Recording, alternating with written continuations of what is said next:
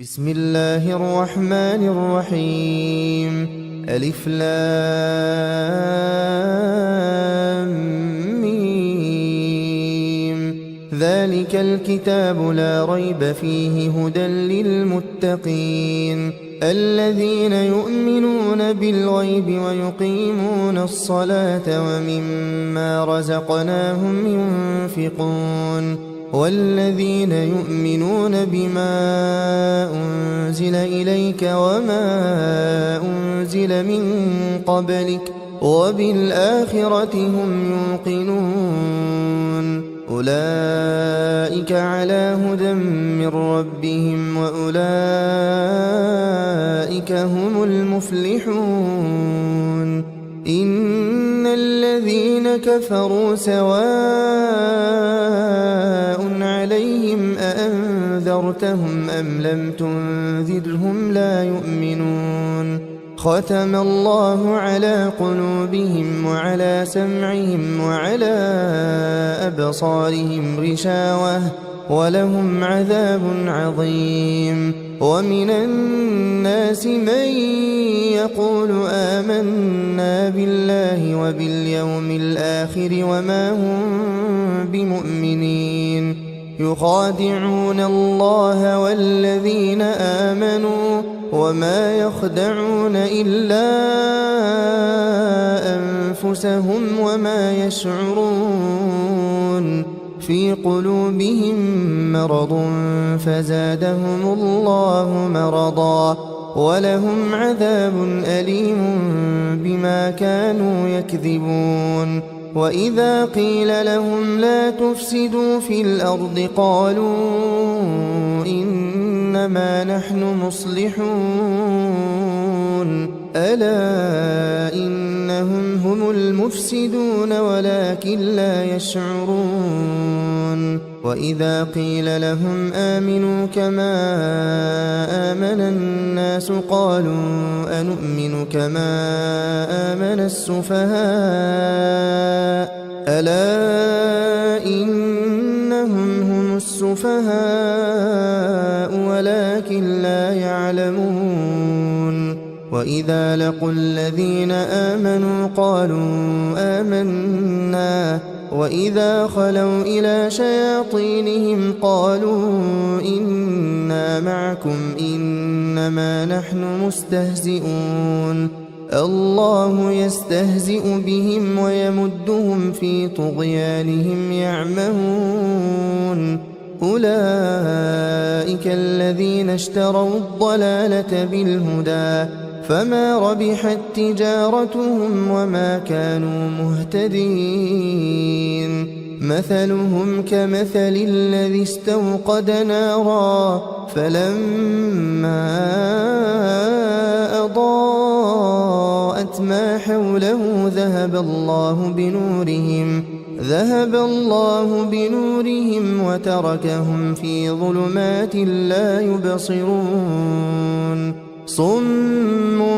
بكم عمي فهم لا يرجعون. أو كصيب من السماء فيه ظلمات ورعد وبرق يجعلون أصابعهم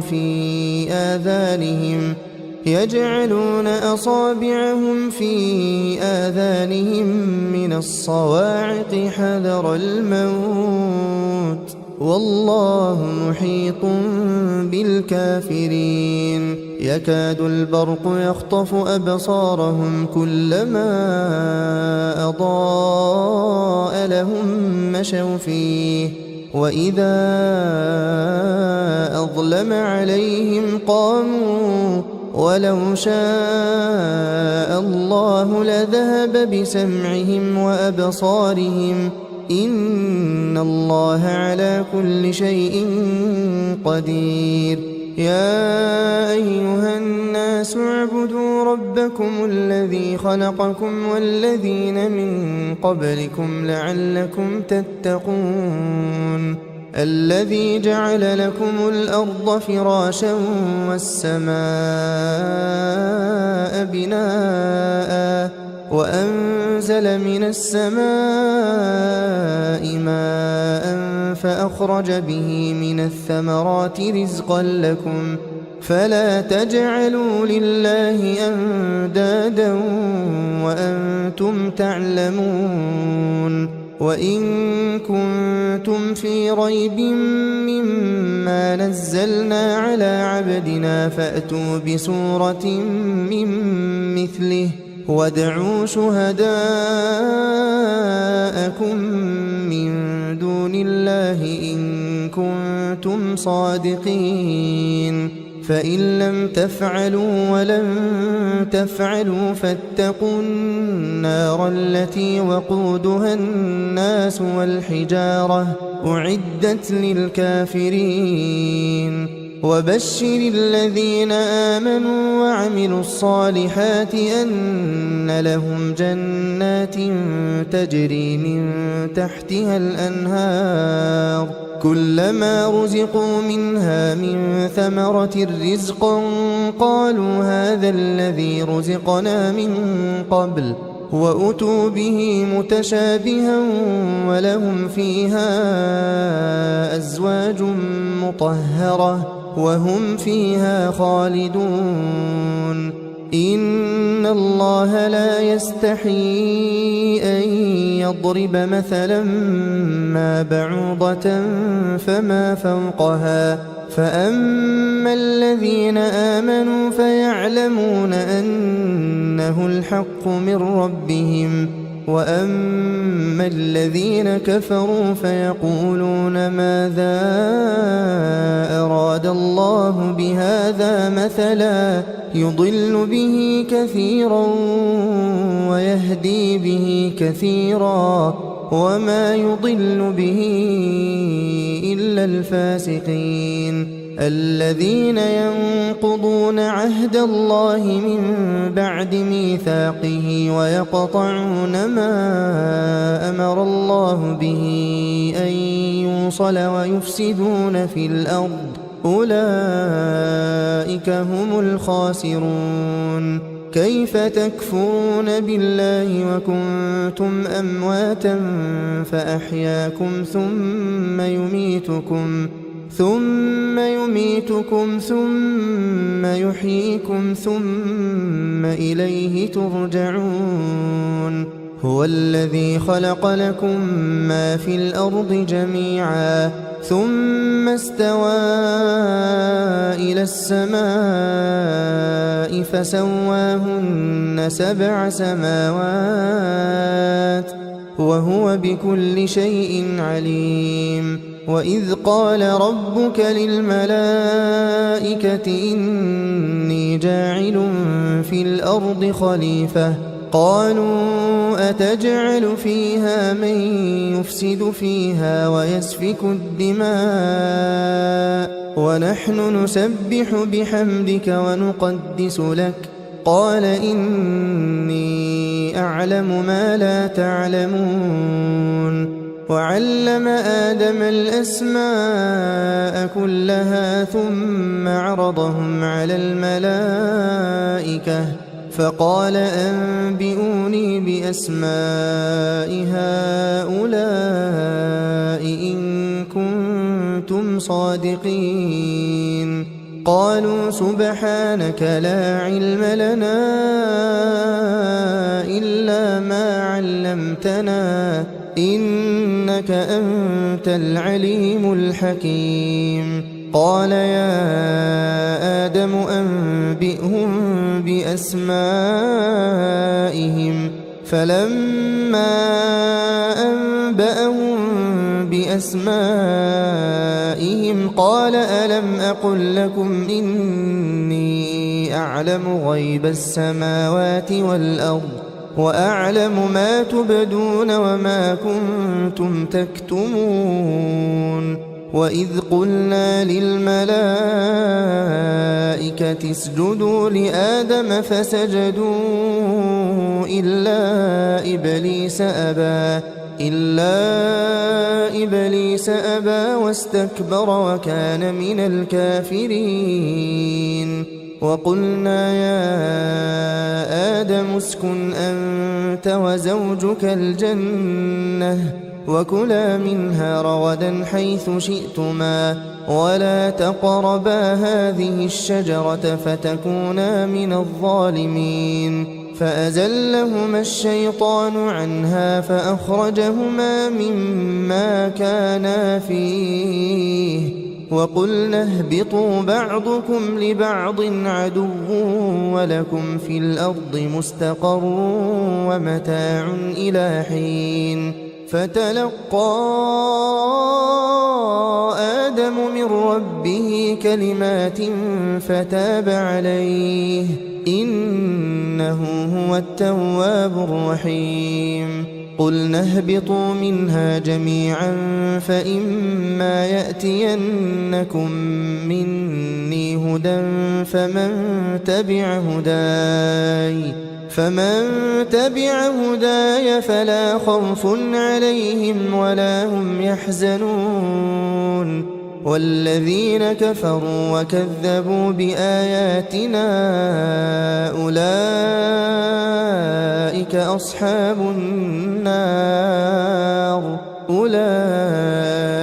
أصحاب النار هم فيها خالدون يا بني إسرائيل اذكروا نعمتي التي أنعمت عليكم وأوفوا بعهدي أوف بعهدكم وإياي فارهبون وآمنوا بما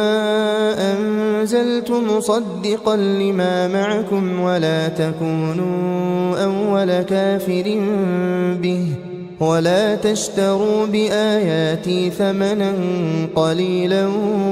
وإياي فاتقون ولا تلبسوا الحق بالباطل وتكتموا الحق وأنتم تعلمون وأقيموا الصلاة وآتوا الزكاة واركعوا مع الراكعين أتأمرون الناس بالبر وتنسون أنفسكم وأنتم تتلون الكتاب أفلا تعقلون واستعينوا بالصبر والصلاة وإنها لكبيرة إلا على الخاشعين الذين يظنون أنهم ملاقو ربهم وأنهم إليه راجعون يا بني إسرائيل اذكروا نعمتي التي أنعمت عليكم وأني فضلتكم على العالمين واتقوا يوما لا تجزي نفس عن نفس شيئا ولا يقبل منها شفاعة ولا يؤخذ منها عدل ولا هم ينصرون وإذ نجيناكم من آل فرعون يسومونكم سوء العذاب يذبحون أبناءكم ويستحيون نساءكم وفي ذلكم بلاء من ربكم عظيم وإذ فرقنا بكم البحر فأنجيناكم وأغرقنا آل فرعون وأنتم تنظرون وإذ واعدنا موسى 40 ليلة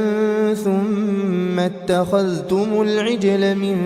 بعده وأنتم ظالمون ثم عفونا عنكم من بعد ذلك لعلكم تشكرون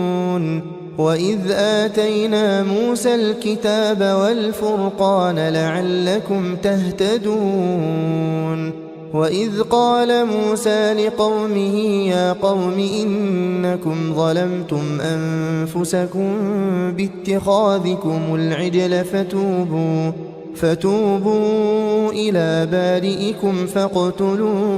أنفسكم ذلكم خير لكم عند بارئكم فتاب عليكم إنه هو التواب الرحيم وإذ قلتم يا موسى لن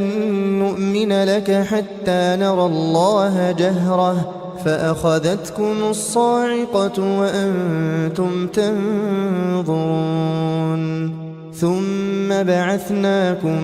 من بعد موتكم لعلكم تشكرون وظللنا عليكم الغمام وأنزلنا عليكم المن والسلوى كلوا من طيبات ما رزقناكم وما ظلمونا ولكن كانوا أنفسهم يظلمون وإذ قلنا ادخلوا هذه القرية فكلوا منها حيث شئتم رغدا وادخلوا الباب سجدا وقولوا حطة نغفر لكم خطاياكم وسنزيد المحسنين فبدل الذين ظلموا قولا غير الذي قيل لهم فأنزلنا على الذين ظلموا رجزا من السماء بما كانوا يفسقون وإذ استسقى موسى لقومه فقلنا اضرب بعصاك الحجر فانفجرت منه 12 عينا قد علم كل أناس مشربهم كلوا واشربوا من رزق الله ولا تعثوا في الأرض مفسدين وإذ قلتم يا موسى لن نصبر على طعام واحد فادع لنا ربك يخرج لنا مما تنبت الأرض من بقلها وقثائها وفومها وعدسها وبصلها قال أتستبدلون الذي هو أدنى بالذي هو خير اهبطوا مصرا فإن لكم ما سألتم وضربت عليهم الذلة والمسكنة وباءوا بغضب من الله ذلك بأنهم كانوا يكفرون بآيات الله ويقتلون النبيين بغير الحق ذلك بما عصوا وكانوا يعتدون إن الذين آمنوا والذين هادوا والنصارى والصابئين من آمن بالله واليوم الآخر وعمل صالحا فلهم أجرهم عند ربهم ولا خوف عليهم ولا هم يحزنون وإذ أخذنا ميثاقكم ورفعنا فوقكم الطور خذوا ما آتيناكم بقوة واذكروا ما فيه لعلكم تتقون ثم توليتم من بعد ذلك فلولا فضل الله عليكم ورحمته لكنتم من الخاسرين ولقد علمتم الذين اعتدوا منكم في السبت فقلنا لهم كونوا قردة خاسئين فجعلناها نكالا لما بين يديها وما خلفها وموعظة للمتقين وإذ قال موسى لقومه إن الله يأمركم أن تذبحوا بقرة قالوا أتتخذنا هزوا قال أعوذ بالله أن أكون من الجاهلين قالوا ادع لنا ربك يبين لنا ما هي قال إنه يقول إنها بقرة لا فارض ولا بكر عوان بين ذلك فافعلوا ما تؤمرون قالوا ادع لنا ربك يبين لنا ما لونها قال إنه يقول إنها بقرة صفراء فاقع لونها تسر الناظرين قالوا ادع لنا ربك يبين لنا ما هي إن البقرة شابه علينا وإنا إن شاء الله لمهتدون قال إنه يقول إنها بقرة لا ذلول تثير الأرض ولا تسقي الحرث مسلمة لا شية فيها قالوا الآن جئت بالحق فذبحوها وما كادوا يفعلون وإذ قتلتم نفسا فادارأتم فيها والله مخرج ما كنتم تكتمون فقلنا اضربوه ببعضها كذلك يحيي الله الموتى ويريكم آياته لعلكم تعقلون ثم قست قلوبكم من بعد ذلك فهي كالحجارة أو أشد قسوة وإن من الحجارة لما يتفجر منه الأنهار وإن منها لما يشقق فيخرج منه الماء وإن منها لما يهبط من خشية الله وما الله بغافل عما تعملون أفتطمعون أن يؤمنوا لكم وقد كان فريق منهم يسمعون كلام الله ثم يحرفونه من بعد ما عقلوه وهم يعلمون وإذا لقوا الذين آمنوا قالوا آمنا وإذا خلا بعضهم إلى بعض قالوا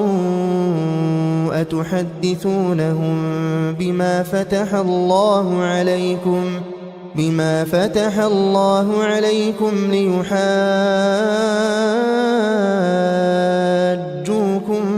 به عند ربكم أفلا تعقلون أولا يعلمون أن الله يعلم ما يسرون وما يعلنون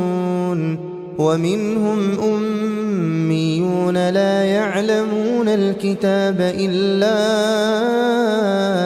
أماني وإن هم إلا يظنون فويل للذين يكتبون الكتاب بأيديهم ثم يقولون هذا من عند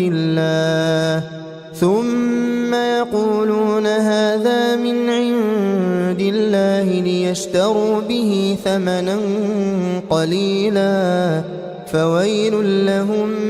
مما كتبت أيديهم وويل لهم مما يكسبون وقالوا لن تمسنا النار إلا أياما معدودة قل أتخذتم عند الله عهدا فلن يخلف الله عهده أم تقولون على الله ما لا تعلمون بلى من كسب سيئة وأحاطت به خطيئته فأولئك أصحاب النار هم فيها خالدون والذين آمنوا وعملوا الصالحات أولئك أصحاب الجنة هم فيها خالدون وإذ أخذنا ميثاق بني إسرائيل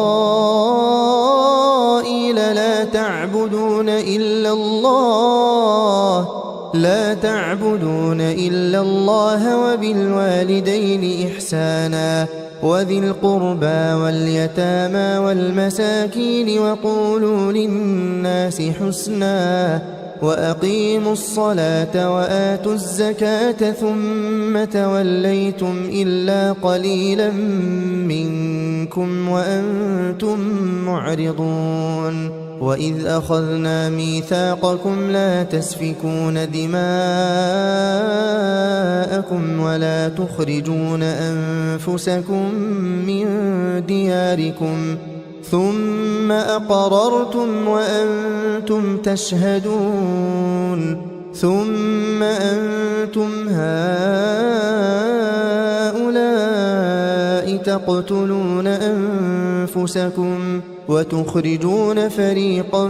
منكم من ديارهم تظاهرون عليهم بالإثم والعدوان وإن يأتوكم أسارى تفادوهم وهو محرم عليكم إخراجهم أفتؤمنون ببعض الكتاب وتكفرون ببعض فما جزاء من يفعل ذلك منكم إلا خزي في الحياة الدنيا ويوم القيامة يردون إلى أشد العذاب وما الله بغافل عما تعملون أولئك الذين اشتروا الحياة الدنيا بالآخرة فلا يخفف عنهم العذاب ولا هم ينصرون ولقد آتينا موسى الكتاب وقفينا من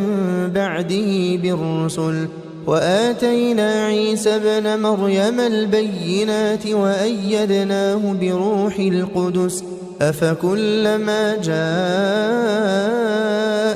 رسول بما لا تهوى أنفسكم استكبرتم ففريقا كذبتم وفريقا تقتلون وقالوا قلوبنا غلف بل لعنهم الله بكفرهم فقليلا ما يؤمنون ولما جاءهم كتاب من عند الله مصدق لما معهم وكانوا من قبل يستفتحون على الذين كفروا فلما جاءهم ما عرفوا كفروا به فلعنة الله على الكافرين بئس ما اشتروا به أنفسهم أن يكفروا بما أنزل الله بغيا أن ينزل الله من فضله على من يشاء من عباده فباءوا بغضب على غضب وللكافرين عذاب مهين وإذا قيل لهم آمنوا بما أنزل الله قالوا نؤمن بما أنزل علينا ويكفرون بما وراءه وهو الحق مصدقا لما معهم قل فلم تقتلون أنبياء الله من قبل إن كنتم مؤمنين ولقد جاءكم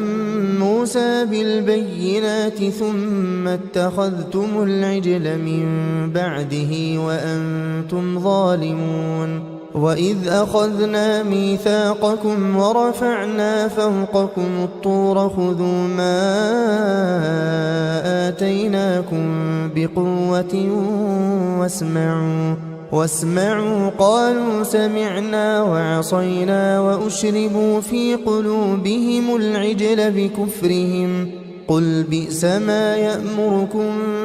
به إيمانكم إن كنتم مؤمنين قل إن كانت لكم الدار الآخرة عند الله خالصة من دون الناس فتمنوا الموت إن كنتم صادقين ولن يتمنوه أبدا بما قدمت أيديهم والله عليم بالظالمين ولتجدنهم أحرص الناس على حياة ومن الذين أشركوا يود أحدهم لو يعمر 1000 سنة وما هو بمزحزحه من العذاب أن يعمر والله بصير بما يعملون قل من كان عدوا لجبريل فإنه نزله على قلبك بإذن الله مصدقا لما بين يديه وهدى وبشرى للمؤمنين من كان عدوا لله وملائكته ورسله وجبريل وميكال فإن الله عدو للكافرين ولقد أنزلنا إليك آيات بينات وما يكفر بها إلا الفاسقون أو كلما عاهدوا عهدا نبذه فريق منهم بل أكثرهم لا يؤمنون ولما جاءهم رسول من عند الله مصدق لما معهم نبذ فريق من الذين أوتوا الكتاب كتاب الله وراء ظهورهم نبذ فريق من الذين أوتوا الكتاب كتاب الله وراء ظهورهم كأنهم لا يعلمون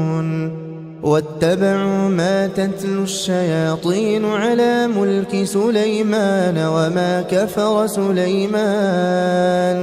وما كفر سليمان ولكن الشياطين كفروا يعلمون الناس السحر وما أنزل على الملكين ببابل هاروت وماروت وما يعلمان من أحد حتى يقولا إنما نحن فتنة فلا تكفر فيتعلمون منهما ما يفرقون به بين المرء وزوجه وما هم بضارين به من أحد إلا بإذن الله ويتعلمون ما يضرهم ولا ينفعهم ولقد علموا لمن اشتراه ما له في الآخرة من خلاق ولبئس ما شروا به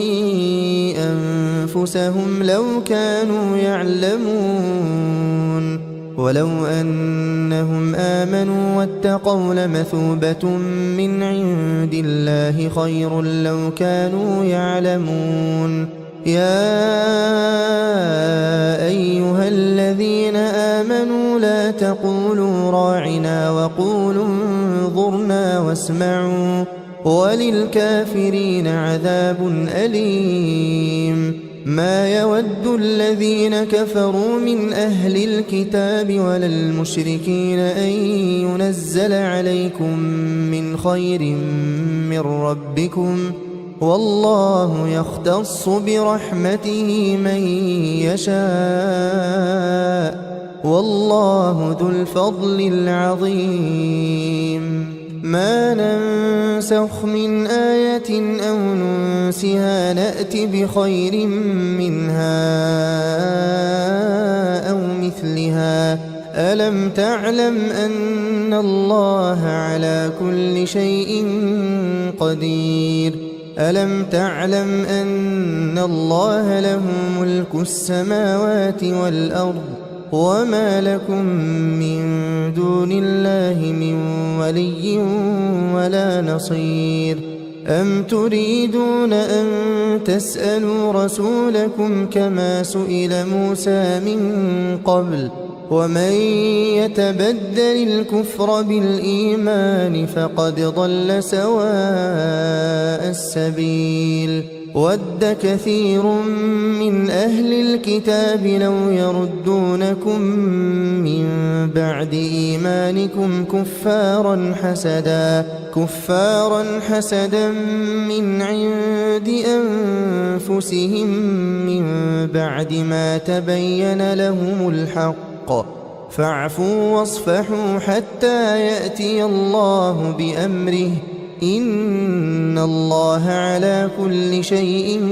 قدير وأقيموا الصلاة وآتوا الزكاة وما تقدموا لأنفسكم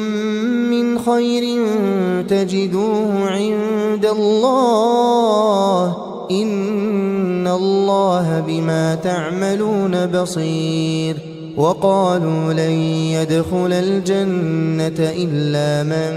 كان هودا أو نصارى تلك أمانيهم قل هاتوا برهانكم إن كنتم صادقين بلى من أسلم وجهه لله وهو محسن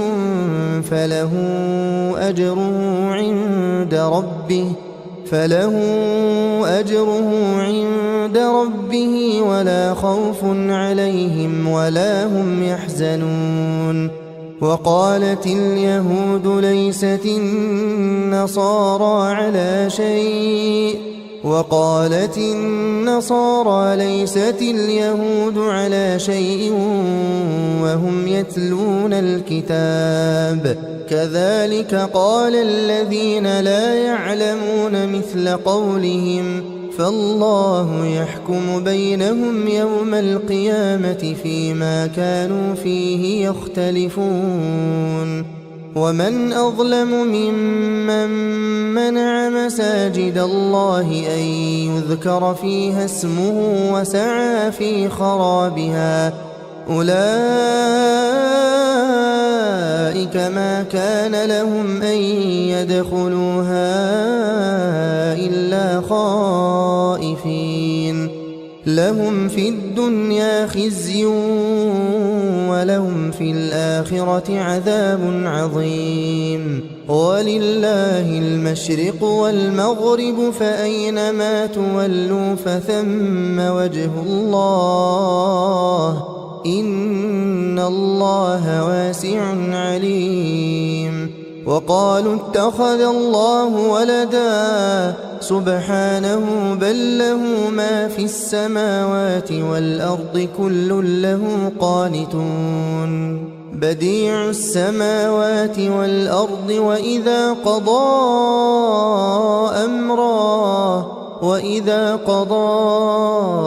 أمرا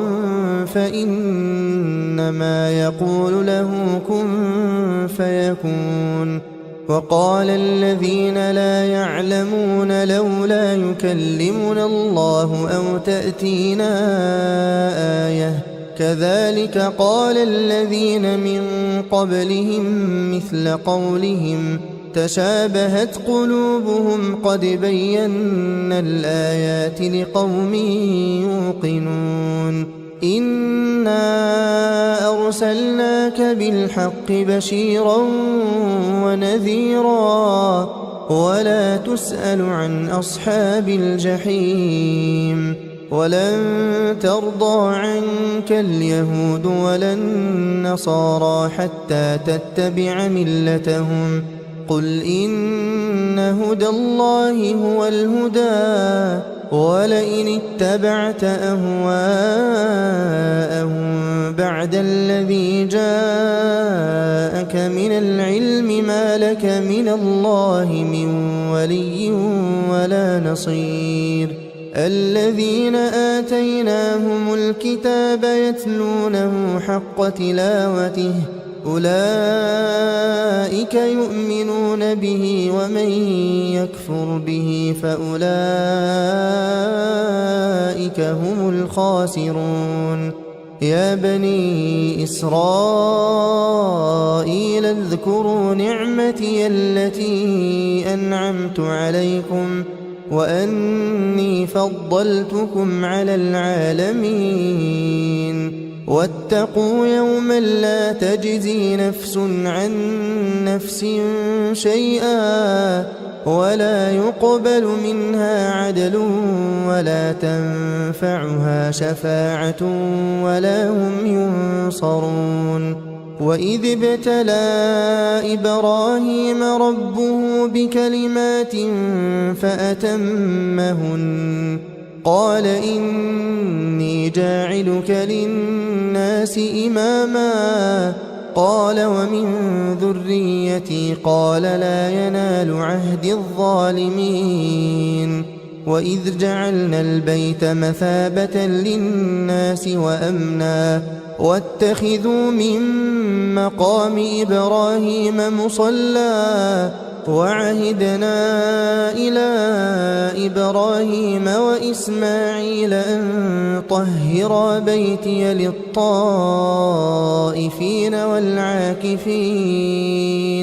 للطائفين والعاكفين والركع السجود وإذ قال إبراهيم رب اجعل هذا بلدا آمنا وارزق أهله من الثمرات من آمن منهم بالله واليوم الآخر قال ومن كفر فأمتعه قليلا ثم أضطره إلى عذاب النار وبئس المصير وإذ يرفع إبراهيم القواعد من البيت وإسماعيل ربنا تقبل منا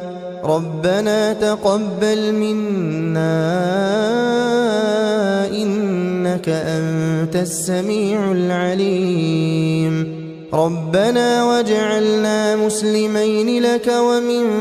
ذريتنا أمة مسلمة لك وأرنا مناسكنا وتب علينا إنك أنت التواب الرحيم ربنا وابعث فيهم رسولا منهم يتلو عليهم آياتك ويعلمهم الكتاب والحكمة ويزكيهم إنك أنت العزيز الحكيم ومن يرغب عن ملة إبراهيم إلا من سفه نفسه ولقد اصطفيناه في الدنيا وإنه في الآخرة لمن الصالحين إذ قال له ربه أسلم قال أسلمت لرب العالمين ووصى بها إبراهيم بنيه ويعقوب يا بني إن الله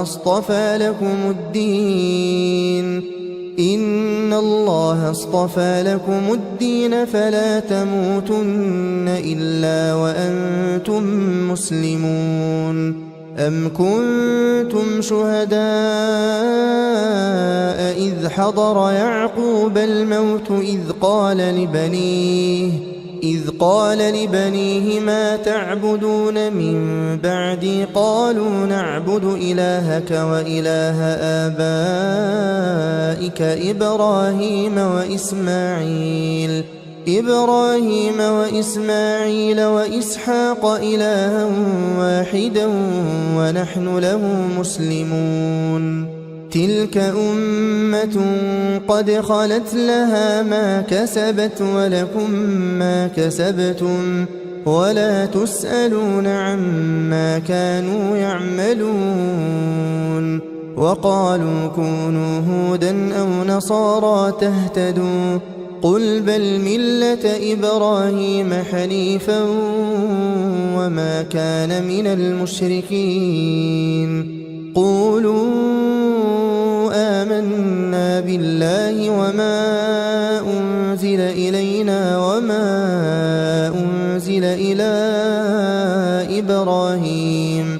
وما أنزل إلى إبراهيم وإسماعيل وإسحاق ويعقوب والأسباط وما أوتي موسى وعيسى وما أوتي النبيون من ربهم لا نفرق بين أحد منهم ونحن له مسلمون فإن آمنوا بمثل ما آمنتم به فقد اهتدوا وإن تولوا فإنما هم في شقاق فسيكفيكهم الله وهو السميع العليم صبغة الله ومن أحسن من الله صبغة ونحن له عابدون قل أتحاجوننا في الله وهو ربنا وربكم ولنا أعمالنا ولكم أعمالكم ونحن له مخلصون أم تقولون إن إبراهيم وإسماعيل وإسحاق ويعقوب والأسباط كانوا هودا أو نصارى قل أأنتم أعلم أم الله ومن أظلم ممن كتم شهادة عنده من الله وما الله بغافل عما تعملون تلك أمة قد خلت لها ما كسبت ولكم ما كسبتم ولا تسألون عما كانوا يعملون سيقول السفهاء من الناس ما ولاهم عن قبلتهم التي كانوا عليها قل لله المشرق والمغرب يهدي من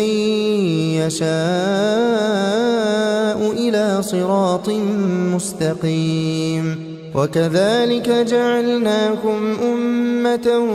وسطا لتكونوا شهداء على الناس ويكون الرسول عليكم شهيدا وما جعلنا القبلة التي كنت عليها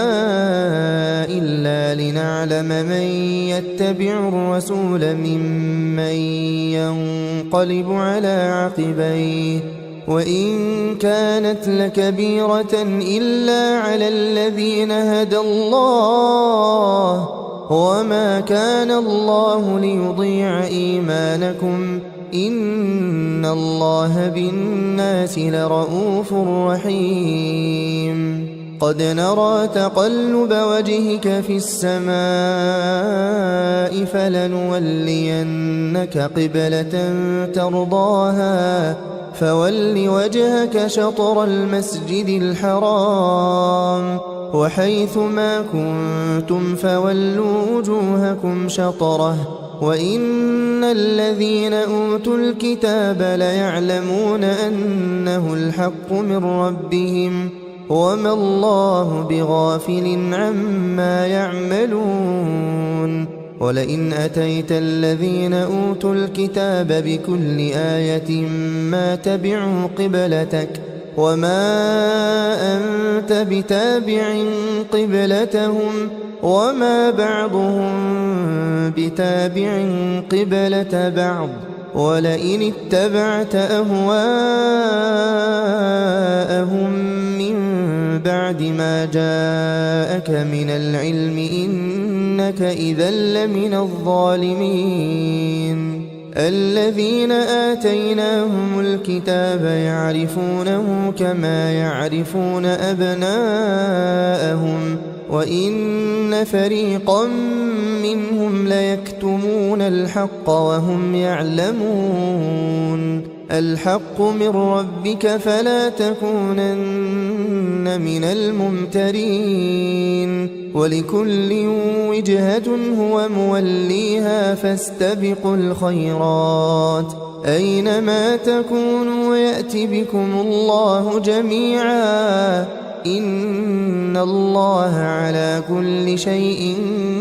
قدير ومن حيث خرجت فول وجهك شطر المسجد الحرام وإنه للحق من ربك وما الله بغافل عما تعملون ومن حيث خرجت فول وجهك شطر المسجد الحرام وحيث ما كنتم فولوا وجوهكم شطره لئلا يكون للناس عليكم حجة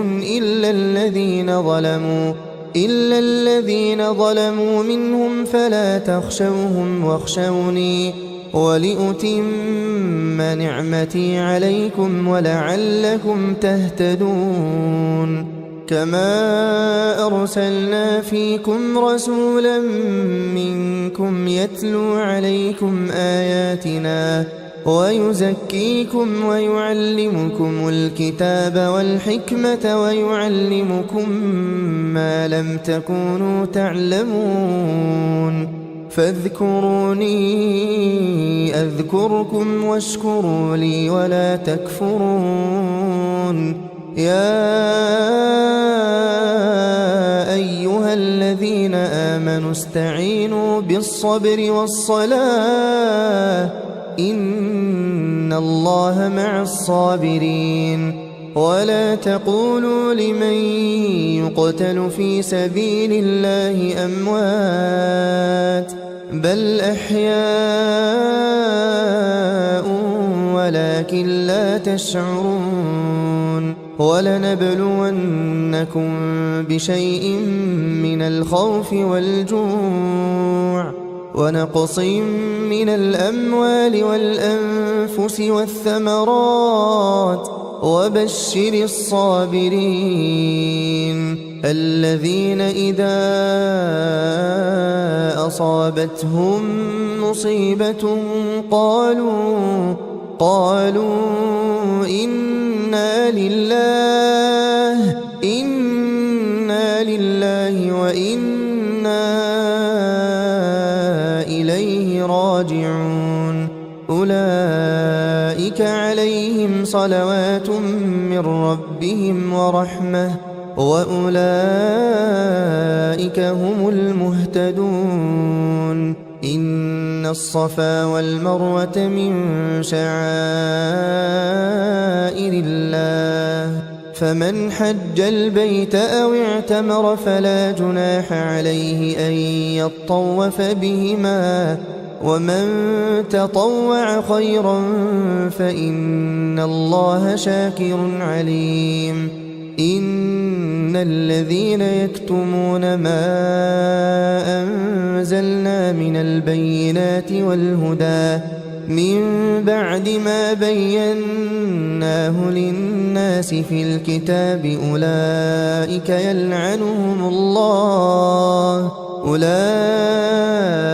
يلعنهم الله ويلعنهم اللاعنون إلا الذين تابوا وأصلحوا وبينوا فأولئك أتوب عليهم وأنا التواب الرحيم إن الذين كفروا وماتوا وهم كفار أولئك عليهم لعنة الله والملائكة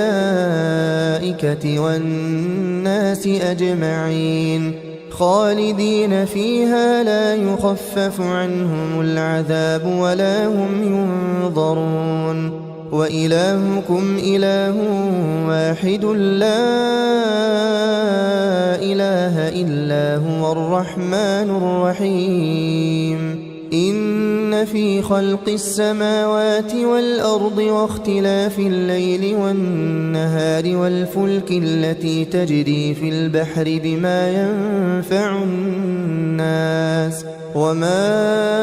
أنزل الله من السماء من ماء فأحيا به الأرض بعد موتها وبث فيها من كل دابة وتصريف الرياح والسحاب المسخر بين السماء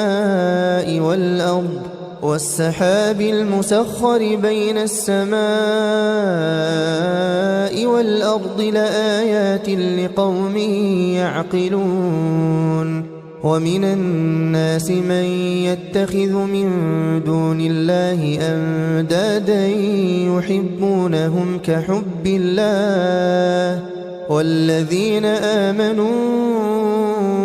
أشد حبا لله ولو يرى الذين ظلموا إذ يرون العذاب أن القوة لله جميعا وأن الله شديد العذاب إذ تبرأ الذين اتبعوا من الذين اتبعوا ورأوا العذاب وتقطعت بهم الأسباب وقال الذين اتبعوا لو أن لنا كرة فنتبرأ منهم كما تبرأوا منا كذلك يريهم الله أعمالهم حسرات عليهم وما هم بخارجين من النار يا أيها الناس كلوا مما في الأرض حلالا طيبا ولا تتبعوا خطوات الشيطان إنه لكم عدو مبين إنما يأمركم بالسوء والفحشاء وأن تقولوا على الله ما لا تعلمون وإذا قيل لهم اتبعوا ما أنزل الله قالوا بل نتبع ما ألفينا عليه آباءنا أولو كان آباؤهم لا يعقلون شيئا ولا يهتدون ومثل الذين كفروا كمثل الذي ينعق بما لا يسمع إلا دعاء ونداء صم بكم عمي فهم لا يعقلون يا أيها الذين آمنوا كلوا من طيبات ما رزقناكم واشكروا لله إن كنتم إياه تعبدون إنما حرم عليكم الميتة والدم ولحم الخنزير وما أهل به لغير الله فمن اضطر غير باغ ولا عاد فلا إثم عليه إن الله غفور رحيم إن الذين يكتمون ما أنزل الله من الكتاب ويشترون به ثمنا قليلا أولئك ما يأكلون في بطونهم إلا النار ولا يكلمهم الله يوم القيامة ولا يزكيهم ولهم عذاب أليم أولئك الذين اشتروا الضلالة بالهدى والعذاب بالمغفرة فما أصبرهم على النار ذلك بأن الله نزل الكتاب بالحق وإن الذين اختلفوا في الكتاب لفي شقاق بعيد ليس البر أن تولوا وجوهكم قبل المشرق والمغرب ولكن البر من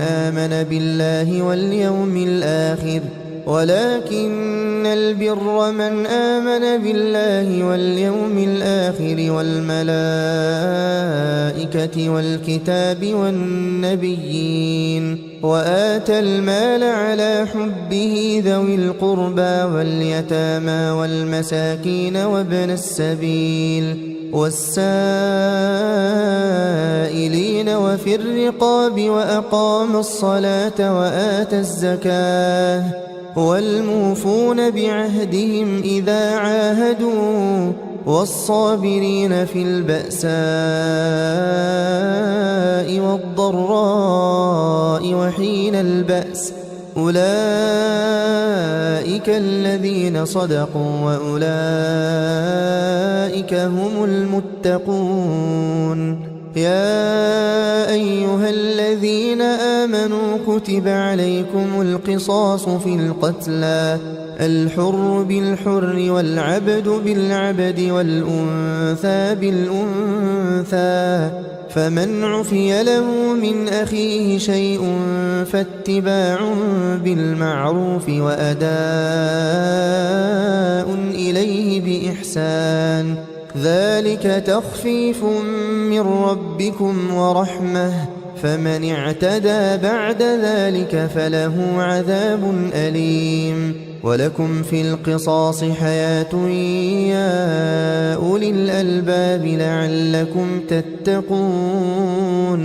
كتب عليكم إذا حضر أحدكم الموت إن ترك خيرا الوصية للوالدين والأقربين بالمعروف حقا على المتقين فمن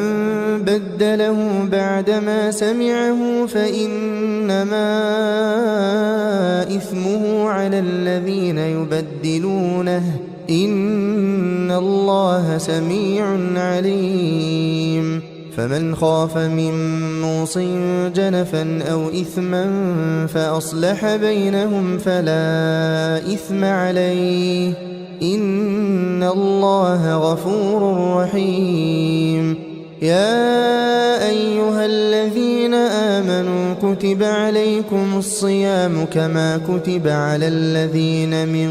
قبلكم لعلكم تتقون أياما معدودات فمن كان منكم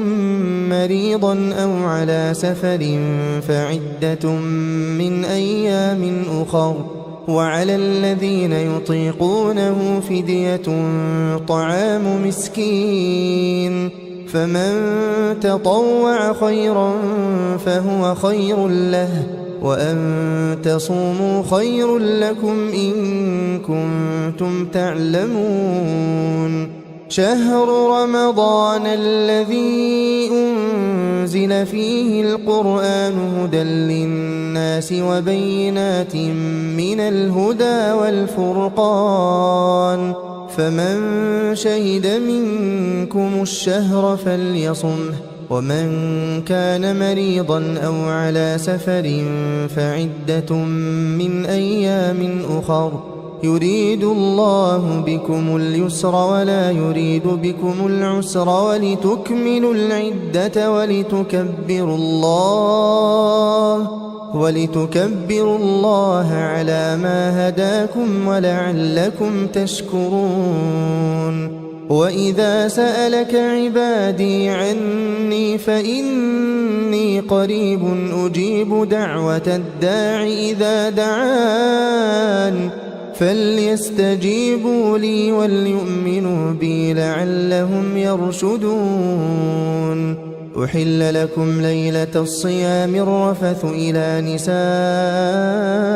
نسائكم هن لباس لكم وأنتم لباس لهن علم الله أنكم كنتم تختانون أنفسكم فتاب عليكم وعفى عنكم فالآن باشروهن وابتغوا ما كتب الله لكم وكلوا واشربوا حتى يتبين لكم الخيط الأبيض من الخيط الأسود من الفجر ثم أتموا الصيام إلى الليل ولا تباشروهن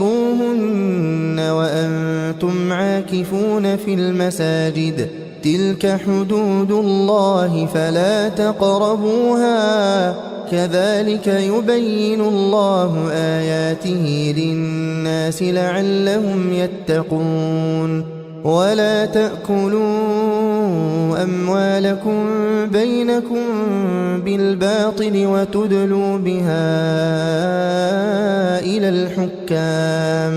وتدلوا بها إلى الحكام لتأكلوا فريقا من أموال الناس بالإثم وأنتم تعلمون يسألونك عن الأهلة قل هي مواقيت للناس والحج وليس البر بأن تأتوا البيوت من ظهورها ولكن البر من اتقى وأتوا البيوت من أبوابها واتقوا الله لعلكم تفلحون وقاتلوا في سبيل الله الذين يقاتلونكم ولا تعتدوا إن الله لا يحب المعتدين واقتلوهم حيث ثقفتموهم وأخرجوهم من حيث أخرجوكم والفتنة أشد من القتل ولا تقاتلوهم عند المسجد الحرام حتى يقاتلوكم فيه فإن قاتلوكم فاقتلوهم كذلك جزاء الكافرين فإن انتهوا فإن الله غفور رحيم وقاتلوهم حتى لا تكون فتنة ويكون الدين لله فإن انتهوا فلا عدوان إلا على الظالمين الشهر الحرام بالشهر الحرام والحرمات قصاص فمن اعتدى عليكم فاعتدوا عليه بمثل ما اعتدى عليكم واتقوا الله واعلموا أن الله مع المتقين وأنفقوا في سبيل الله ولا تلقوا بأيديكم إلى التهلكة وأحسنوا إن الله يحب المحسنين وأتموا الحج والعمرة لله فإن أحصرتم فما استيسر من الهدي ولا تحلقوا رؤوسكم حتى يبلغ الهدي محله فمن كان منكم مريضا أو به أذى من رأسه ففدية من صيام أو صدقة أو نسك فإذا أمنتم فمن تمتع بالعمرة إلى الحج فما استيسر من الهدي فمن لم يجد فصيام 3 أيام في الحج و7 إذا رجعتم تلك 10 كاملة ذلك لمن لم يكن أهله حاضر المسجد الحرام واتقوا الله واعلموا أن الله شديد العقاب الحج أشهر معلومات فمن فرض فيهن الحج فلا رفث ولا فسوق ولا جدال في الحج وما تفعلوا من خير يعلمه الله وتزودوا فإن خير الزاد التقوى واتقون يا أولي الألباب. ليس عليكم جناح أن تبتغوا فضلا من ربكم، فإذا أفضتم من عرفات فاذكروا الله عند المشعر الحرام، واذكروه كما هداكم وإن كنتم من قبله لمن الضالين. ثم أفيضوا من حيث أفاض الناس واستغفروا الله إن الله غفور رحيم. فإذا قضيتم مناسككم فاذكروا الله كذكركم آباءكم أو أشد ذكرا. فمن الناس من يقول ربنا آتنا في الدنيا وما له في الآخرة من خلاق، ومنهم من يقول ربنا آتنا في الدنيا حسنة وفي الآخرة حسنة وقنا عذاب النار. أولئك لهم نصيب مما كسبوا والله سريع الحساب. واذكروا الله في أيام معدودات، فمن تعجل في يومين فلا إثم عليه، ومن تأخر فلا إثم عليه لمن اتقى. واتقوا الله واعلموا أنكم إليه تحشرون. ومن الناس من يعجبك قوله في الحياة الدنيا ويشهد الله على ما في قلبه وهو ألد الخصام. وإذا تولى سعى في الأرض ليفسد فيها ويهلك الحرث والنسل والله لا يحب الفساد. وإذا قيل له اتق الله أخذته العزة بالإثم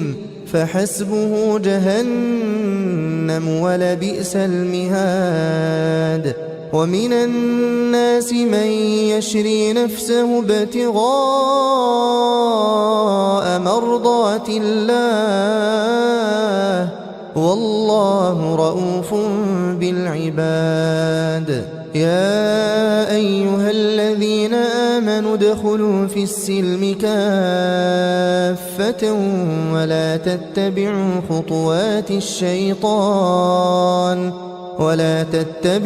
خطوات الشيطان إنه لكم عدو مبين. فإن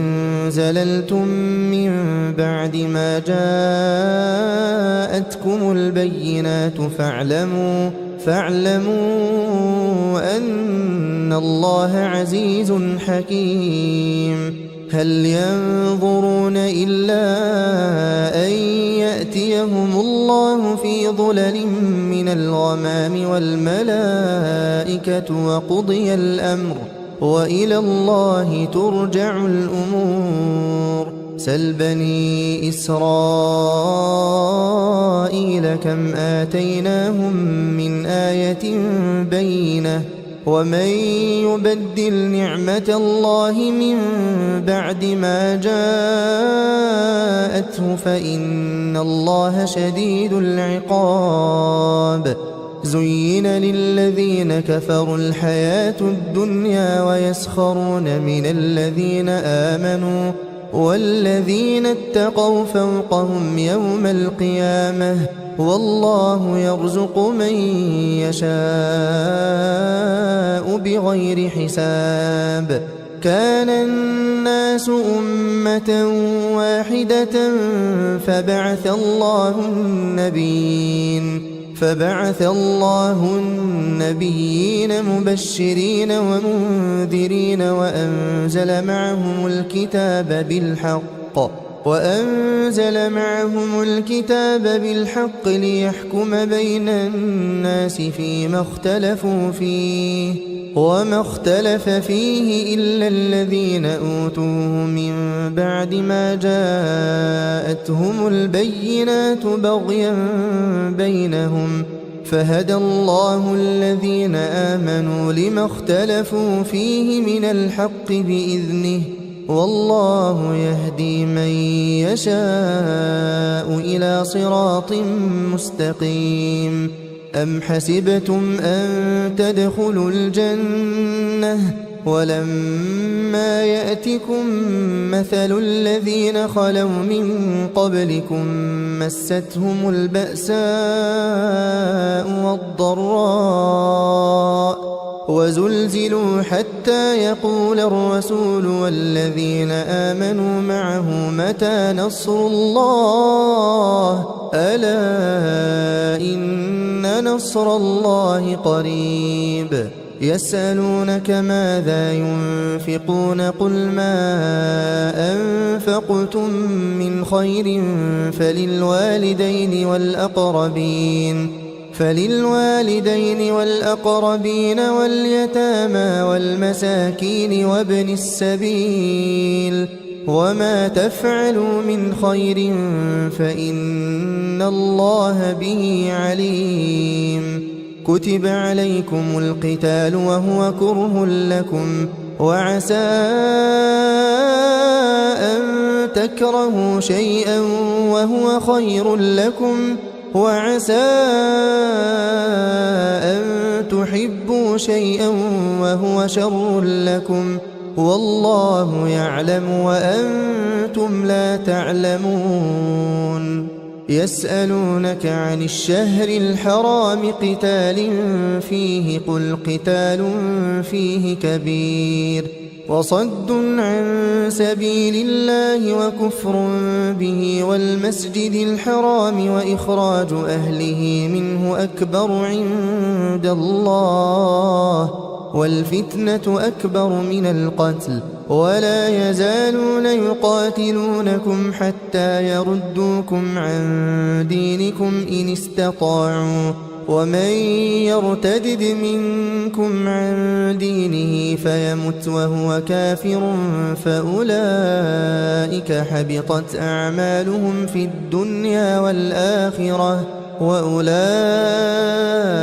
أصحاب النار هم فيها خالدون. إن الذين آمنوا والذين هاجروا وجاهدوا في سبيل الله أولئك يرجون رحمة الله والله غفور رحيم. يسألونك عن الخمر والميسر قل فيهما إثم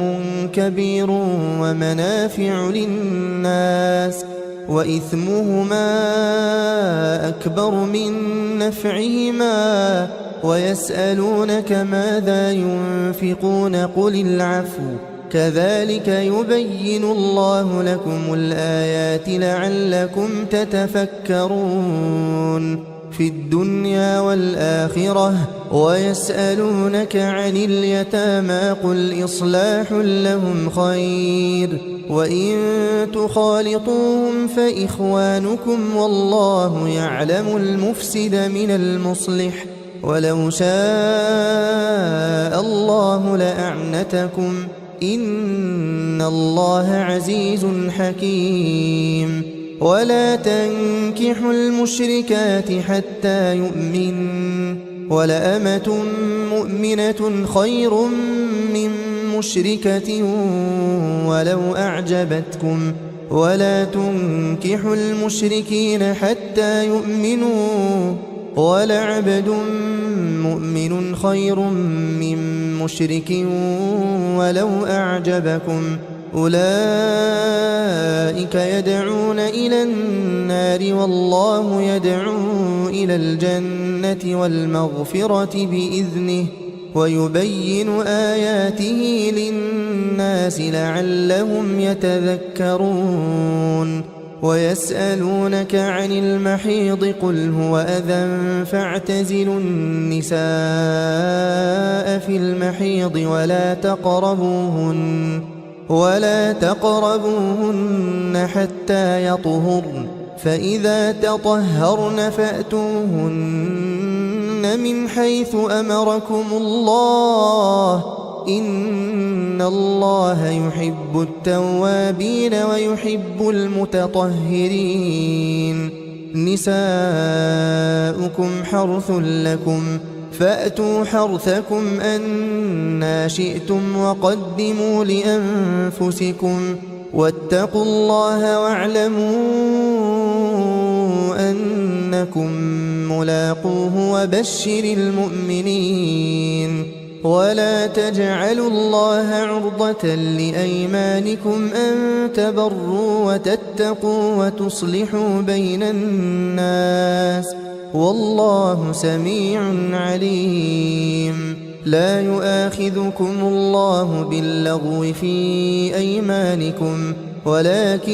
يؤاخذكم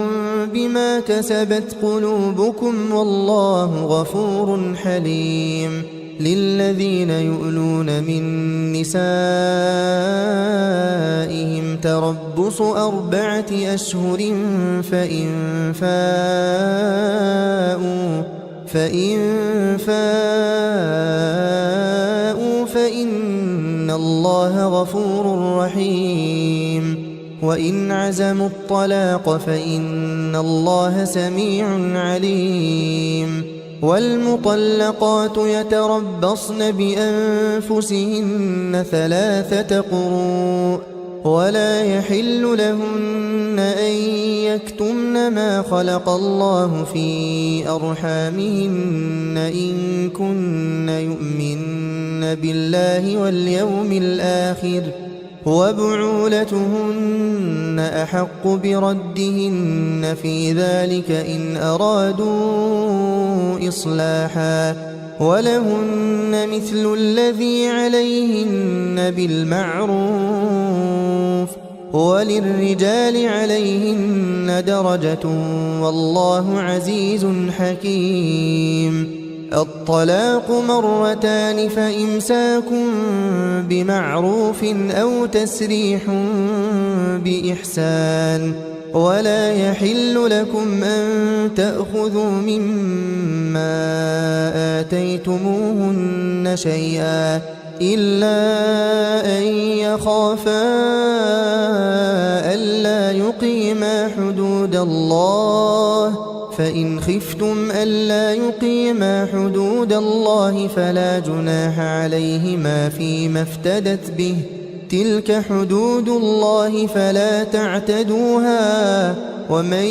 يتعد حدود الله فأولئك هم الظالمون فإن طلقها فلا تحل له من بعد حتى تنكح زوجا غيره فإن طلقها فلا جناح عليهما أن يتراجعا إن ظنا أن يقيما حدود الله وتلك حدود الله يبينها لقوم يعلمون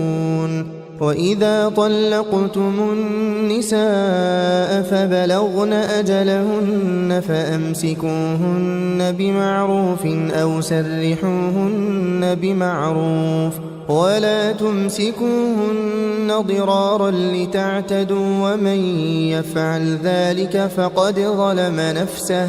ولا تتخذوا آيات الله هزوا واذكروا نعمة الله عليكم وما أنزل عليكم من الكتاب والحكمة يعظكم به واتقوا الله واعلموا أن الله بكل شيء عليم وإذا طلقتم النساء فبلغن أجلهن فلا تعضلوهن أن ينكحن أزواجهن إذا تراضوا بينهم بالمعروف، ذلك يوعظ به من كان منكم يؤمن بالله واليوم الآخر،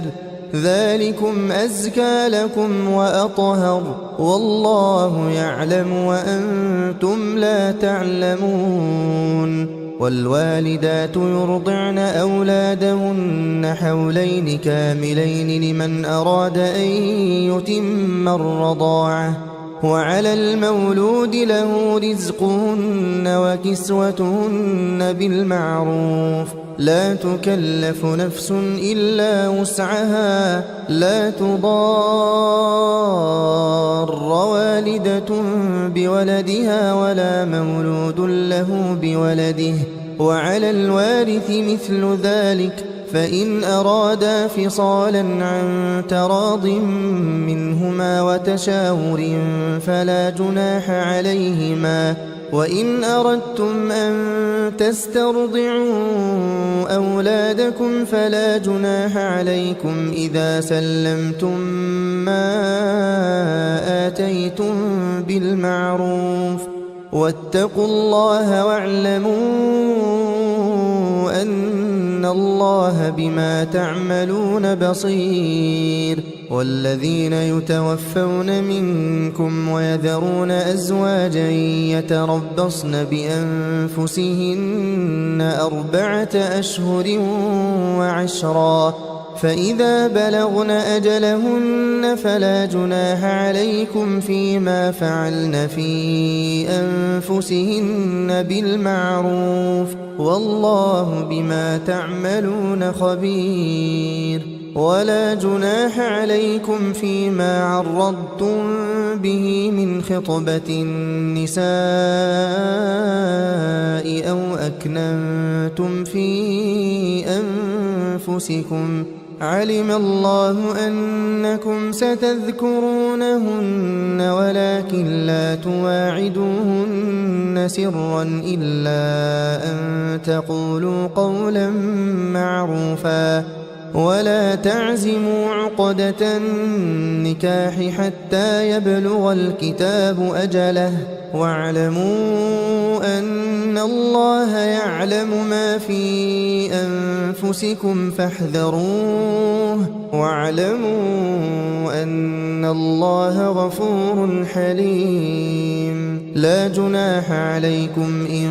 طلقتم النساء ما لم تمسوهن أو تفرضوا لهن فريضة،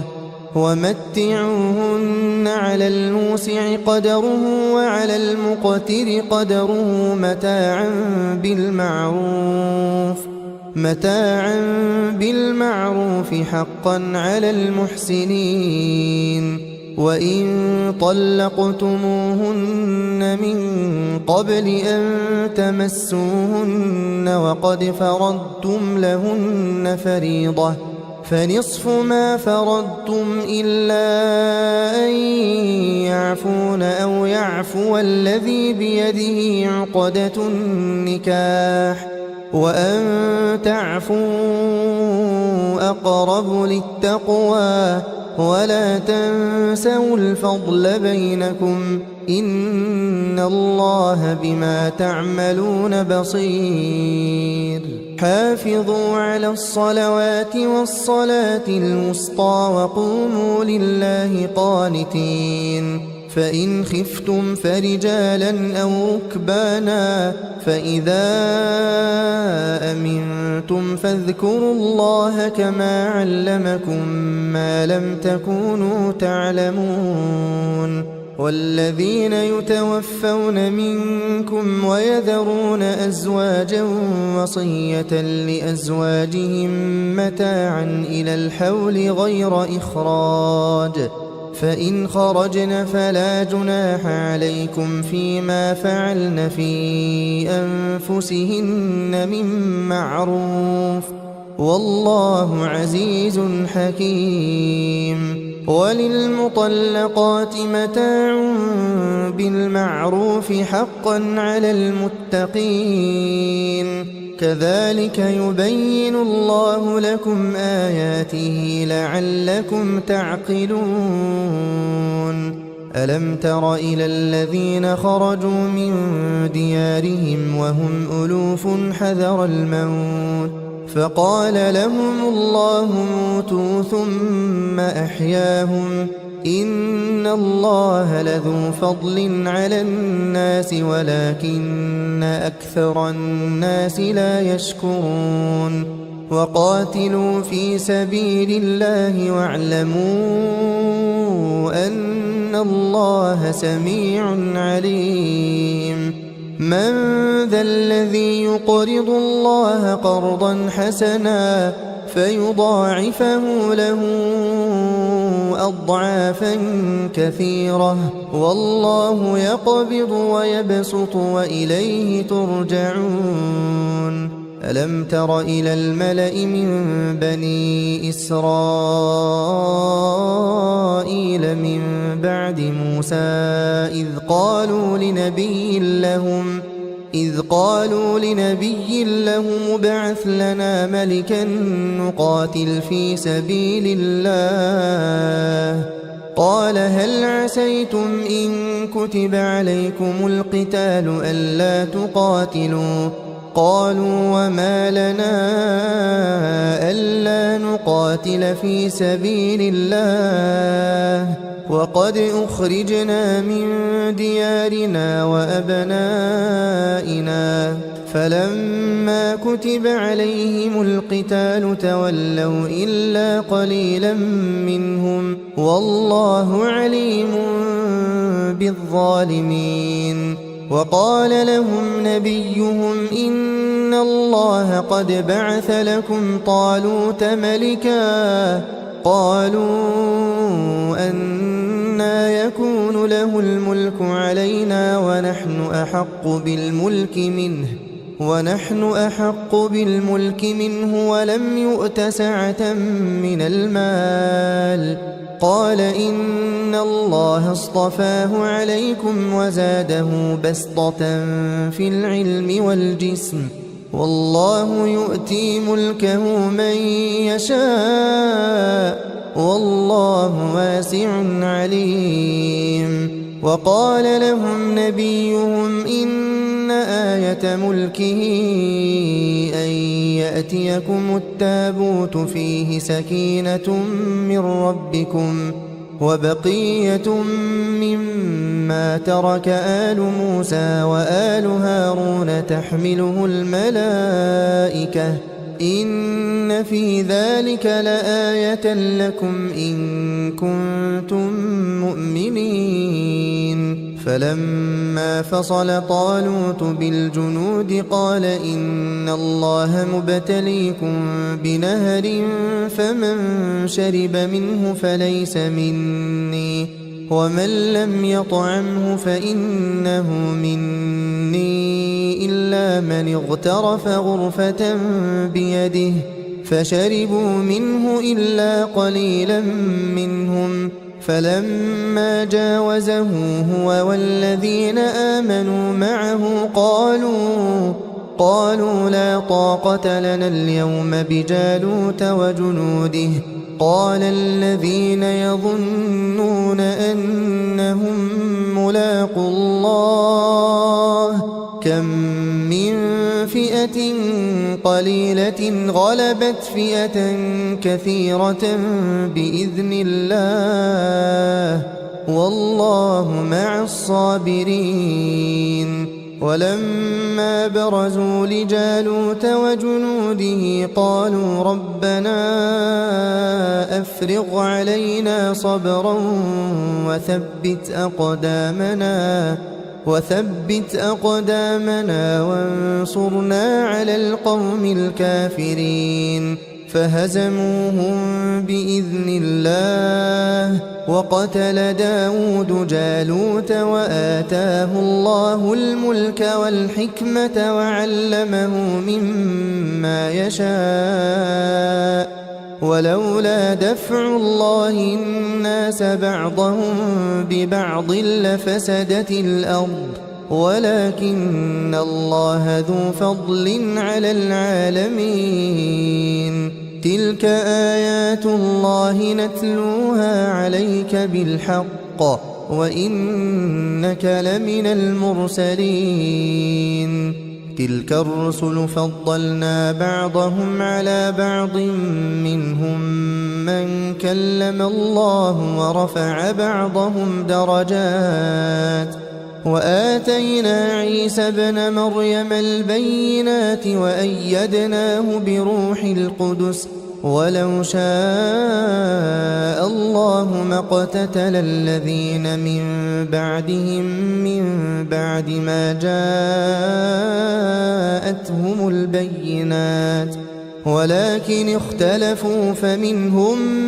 من آمن ومنهم من كفر ولو شاء الله ما اقتتلوا ولكن الله يفعل ما يريد يا أيها الذين آمنوا أنفقوا مما رزقناكم من قبل أن يأتي يوم لا بيع فيه ولا خلة ولا شفاعة والكافرون هم الظالمون الله لا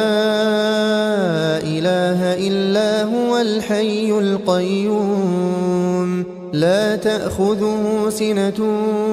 ولا نوم له ما في السماوات وما في الأرض من ذا الذي يشفع عنده إلا بإذنه يعلم ما بين أيديهم وما خلفهم ولا يحيطون بشيء من علمه إلا بما شاء وسع كرسيه السماوات والأرض ولا يؤوده حفظهما وهو العلي العظيم لا إكراه في الدين قد تبين الرشد من الغي فمن يكفر بالطاغوت ويؤمن بالله فقد استمسك بالعروة الوثقى لا انفصام لها والله سميع عليم الله ولي الذين آمنوا يخرجهم من الظلمات إلى النور والذين كفروا أولياؤهم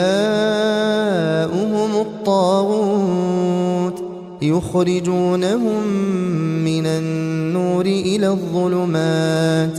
أولئك أصحاب النار هم فيها خالدون ألم تر إلى الذي حاج إبراهيم في ربه أن آتاه الله الملك إذ قال إبراهيم ربي الذي يحيي ويميت قال أنا أحيي وأميت قال إبراهيم فإن الله يأتي بالشمس من المشرق فأت بها من المغرب فبهت الذي كفر والله لا يهدي القوم الظالمين أو كالذي مر على قرية وهي خاوية على عروشها قال أنى يحيي هذه الله بعد موتها فأماته الله 100 عام ثم بعثه قال كم لبثت قال لبثت يوما أو بعض يوم قال بل لبثت 100 عام فانظر إلى طعامك وشرابك لم يتسنه وانظر إلى حمارك ولنجعلك آية للناس وانظر إلى العظام كيف ننشزها ثم نكسوها لحما فلما تبين له قال أعلم أن الله على كل شيء قدير وإذ قال إبراهيم رب أرني كيف تحيي الموتى قال أولم تؤمن قال بلى ولكن ليطمئن قلبي قال فخذ 4 من الطير فصرهن إليك ثم اجعل على كل جبل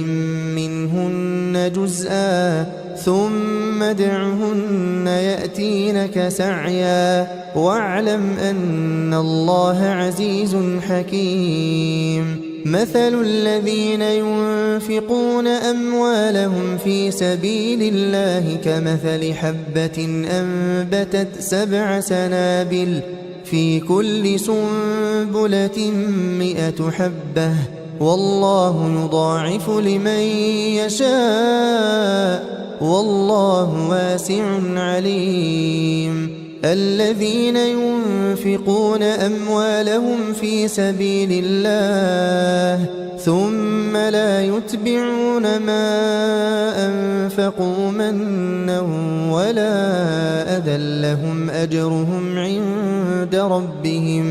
لهم أجرهم عند ربهم ولا خوف عليهم ولا هم يحزنون قول معروف ومغفرة خير من صدقة يتبعها أذى والله غني حليم يا أيها الذين آمنوا لا تبطلوا صدقاتكم بالمن والأذى كالذي ينفق ماله رئاء الناس ولا يؤمن بالله واليوم الآخر فمثله كمثل صفوان عليه تراب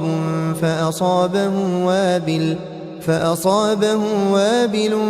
فتركه صلدا لا يقدرون على شيء مما كسبوا والله لا يهدي القوم الكافرين ومثل الذين ينفقون أموالهم ابتغاء مرضات الله وتثبيتا من أنفسهم كمثل جنة بربوة أصابها وابل فآتت أكلها ضعفين فإن لم يصبها وابل فطل والله بما تعملون بصير أيود أحدكم أن تكون له جنة من نخيل وأعناب تجري من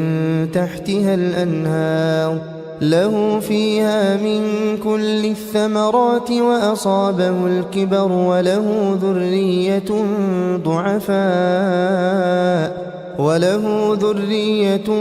ضعفاء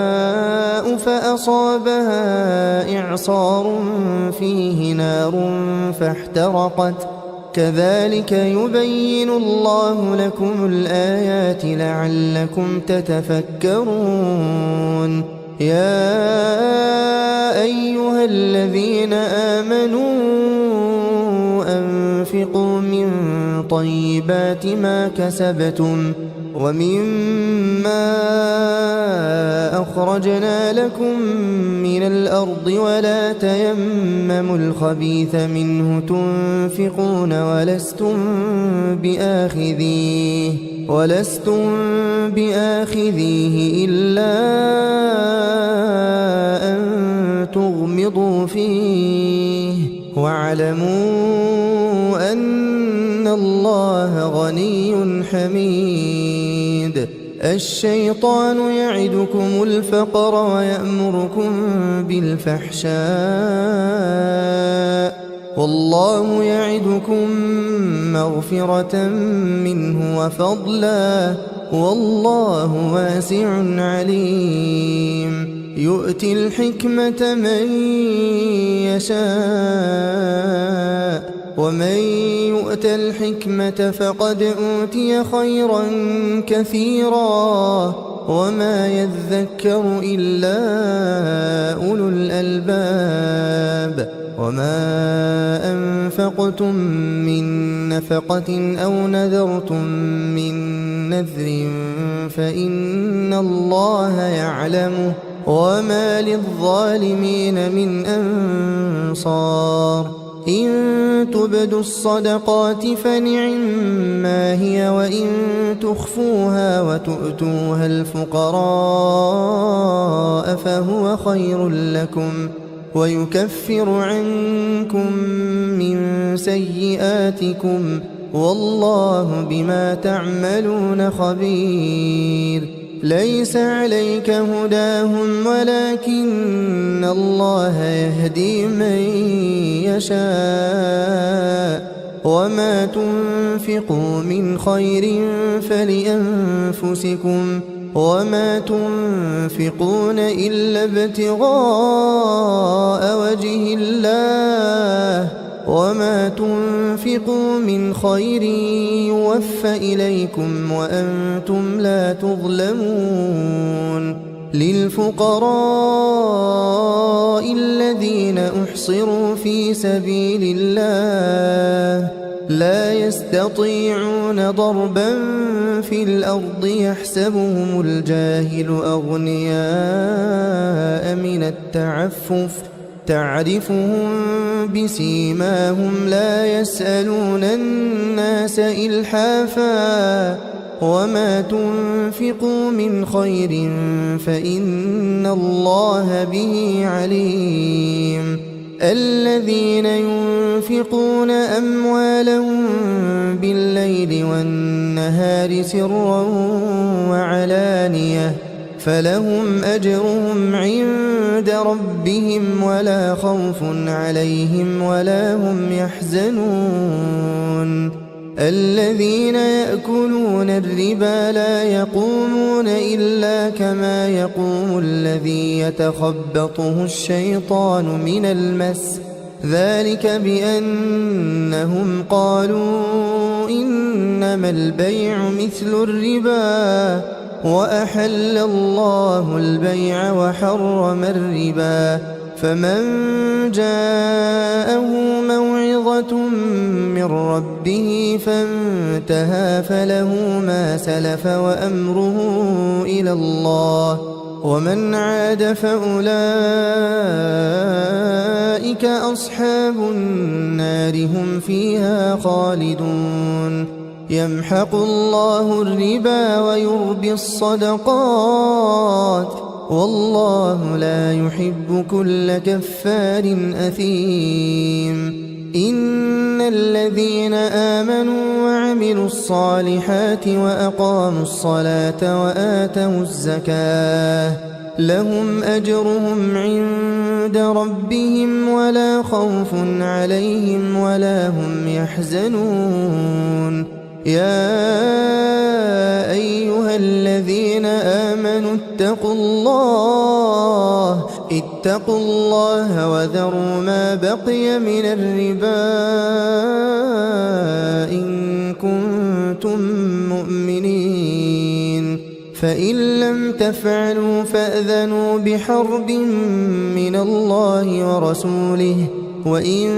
تبتم فلكم رؤوس أموالكم لا تظلمون ولا تظلمون وإن كان ذو عسرة فنظرة إلى ميسرة وأن تصدقوا خير لكم إن كنتم تعلمون واتقوا يوما ترجعون فيه إلى الله ثم توفى كل نفس ما كسبت وهم لا يظلمون يا أيها الذين آمنوا إذا تداينتم بدين إلى أجل مسمى فاكتبوه وليكتب بينكم كاتب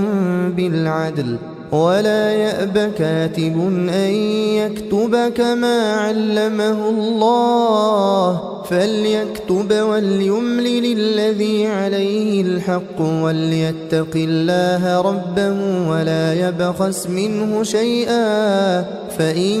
كان الذي عليه الحق سفيها أو ضعيفا أو لا يستطيع أن يمل هو فليملل وليه بالعدل واستشهدوا شهيدين من رجالكم فإن لم يكونا رجلين فرجل وامرأتان ممن ترضون من الشهداء أن تضل إحداهما فتذكر إحداهما الأخرى ولا يأبى الشهداء إذا ما دعوا ولا تسأموا أن تكتبوه صغيرا أو كبيرا إلى أجله ذلكم أقسط عند الله وأقوم للشهادة وأدنى ألا ترتابوا إلا أن تكون تجارة حاضرة تديرونها بينكم فليس عليكم جناح ألا تكتبوها وأشهدوا إذا تبايعتم ولا يضار كاتب ولا شهيد وإن تفعلوا فإنه فسوق